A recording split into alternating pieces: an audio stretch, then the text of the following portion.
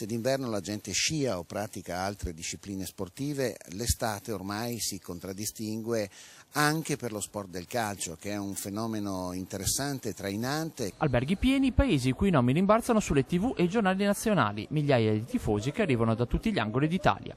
I raduni calcistici sono un ingrediente in più nella ricetta per il rilancio del turismo estivo in montagna.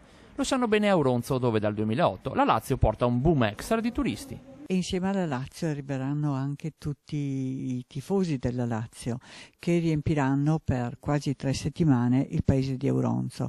Pertanto è un investimento che porta sicuramente ad Auronzo molto turismo. È una cosa importante e che poi si espande magari anche ai paesi vicini ad Auronzo. Oltre alla Lazio si aspettano tra le Dolomiti il Siena, da venerdì a San Vito, e il Torino, sempre da venerdì, a Sappada. Da San Vito il sindaco Andrea Fiori descrive un paese già in movimento. C'è una discreta presenza negli alberghi che aumenterà con l'arrivo dei tifosi toscani. Avevamo paura che la crisi frenasse qualcuno, ma il tifo evidentemente è più forte.